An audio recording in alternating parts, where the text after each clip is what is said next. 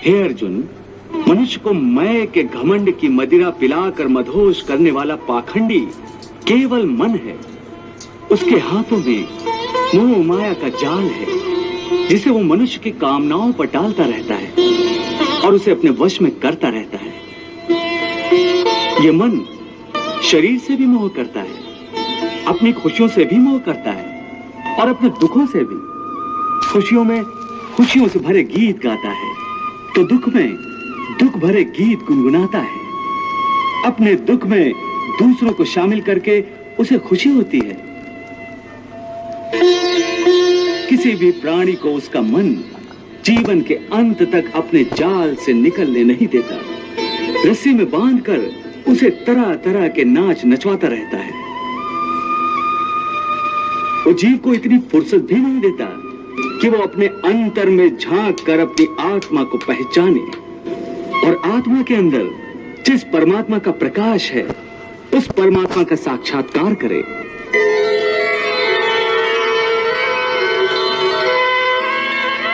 हे पार्थ, प्राणी के लिए आवश्यक है कि प्राणी अपने मन को काबू में करके अपने अंतर में झांक कर आत्मा को देखे। तब उस आत्मा के अंदर उसे परमात्मा का प्रकाश स्पष्ट दिखाई देगा। उसी को परमात्मा का साक्षात्कार कहते हैं। तुम तो कहते हो कि अपने अंतर में झांक कर आत्मा को और उस आत्मा में प्रकाशित परमात्मा को पहचानो, अर्थात आत्मा से अलग कोई और है जो आत्मा को पहचानेगा। ये किसको कह रहे हो कि आत्मा को पहचानो? कौन पहचानेगा अंतर की आत्मा को? तुम्हारा मन। मन? हाँ, तुम्हारा मन। परंतु तुम तो कहते हो कि मन माया के भ्रमजाल में फंसाकर प्राणी को बहुत नाच नचाता है, फिर वो आत्मा और परमात्मा की ओर क्यों ले जाएगा? तुमने ठीक प्रश्न किया अर्जुन। उसका उत्तर यह है कि जब तक तुम अपने आप को मन और विषयों के अधीन रहने दोगे तब तक वो तुम्हें नाच नचाता रहेगा। हे पार्थ, मनुष्य का शरीर एक रथ की भांति है।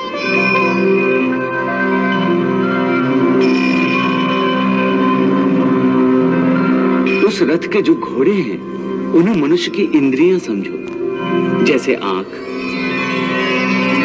नाक,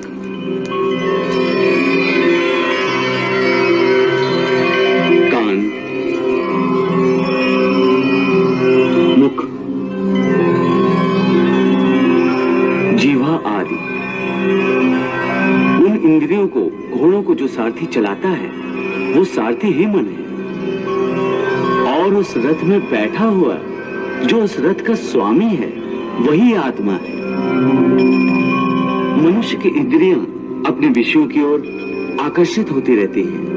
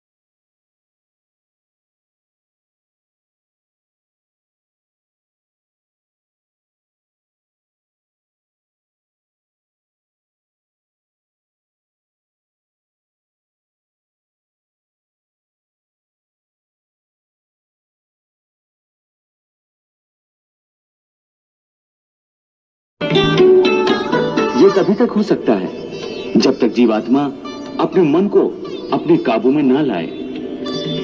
जब तक मन काबू में नहीं आएगा वो इंद्रियों को उनके विषयों की ओर ही दौड़ाता रहेगा। विषय उनको बुलाते हैं, इंद्रियां उनकी तरफ भागती हैं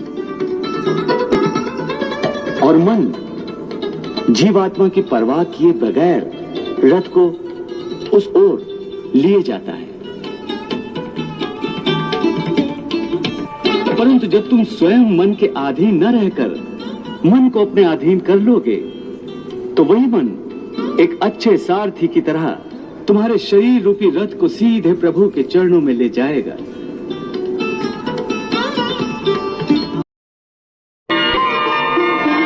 इसीलिए मैंने कहा था कि मनेव मनुष्यानाम कारण बंधन मोक्षेयो, अर्थात यदि मन तुम्हारा स्वामी है और तुम उसके अधीन हो तो वो तुम्हें माया के बंधन में जकड़ता रहेगा, और जब तुम मन पर काबू पालोगे और उसके स्वामी हो जाओगे तो वही मन तुम्हें मोक्ष के द्वार तक ले जाएगा।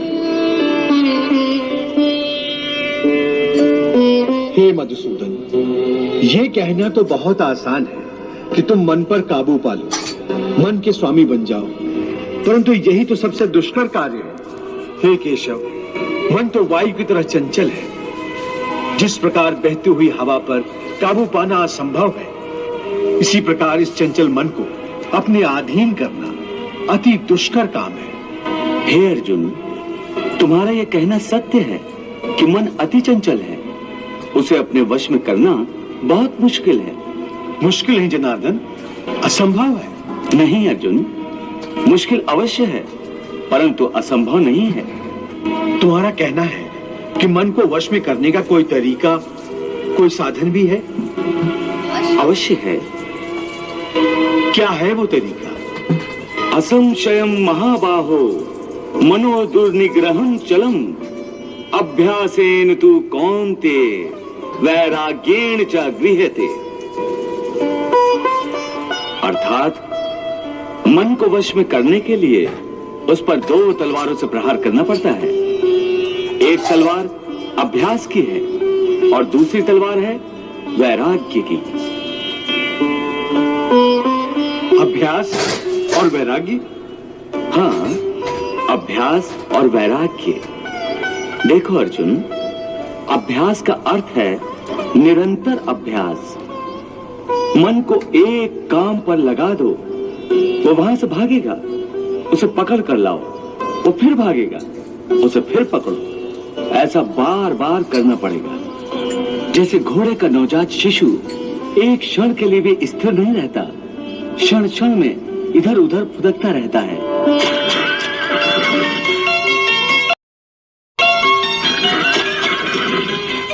उसी प्रकार मन भी क्षण क्षण में इधर उधर फुदकता रहता है। एक चंचल घोड़े की तरह मन भी बड़ा चंचल होता है,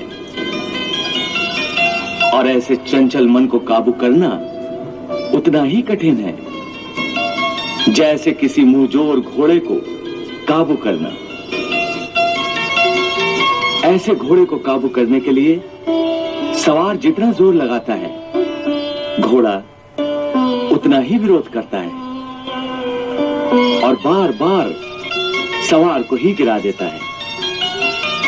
परंतु यदि सवार दृढ़ संकल्प हो तो अंत में वो सरकश घोड़े पर सवार हो जाता है।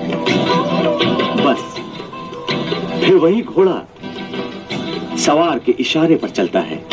उसी प्रकार मन को भी नियंत्रण की रस्सी में बांधकर बार बार अपने रास्ते पर लाया जाता है, तो अंत में वो अपने स्वामी का कहना मानना शुरू कर देता है। इसी को कहते हैं अभ्यास की तलवार चलाना।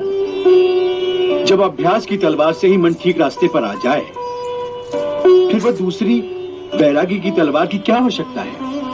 उसकी आवश्यकता इसलिए है कि एक बार ठीक रास्ते पर आ जाने के बाद मन फिर से उल्टे रास्ते पर न चला जाए, क्योंकि उल्टे रास्ते पर इंद्रियों के विषय उसे सदा ही आकर्षित करते रहेंगे। मिथ्या, भोग, विलास और काम की तृष्णा उसे फिर अपनी ओर खींच सकती है। इसलिए मन को यह समझना जरूरी है कि वो सारे विषय भोग मिथ्या हैं, असार हैं, योग माया के द्वारा उत्पन्न होने वाले मोह का भ्रम है। मन जब इस सत्य को समझ लेगा तो उसे विषयों से मोह नहीं रहेगा, बल्कि उससे वैराग्य हो जाएगा। और यही वैराग्य की तलवार का काम है कि वो विषयों के मोह को काट के मन को सन्यासी बना देती है। हे केशव, ये जो तुम वैराग्य की बात करते हो, ये तो तभी आ सकता है जब प्राणी को आपकी इस बात पर विश्वास हो जाए कि ये सारा जगत वास्तव में मिथ्या है, नश्वर है, परंतु आपकी माया के प्रभाव से वो सत्य जान पड़ता है। इस परम सत्य के ज्ञान पर विश्वास हो जाए तभी तो वैराग्य होगा।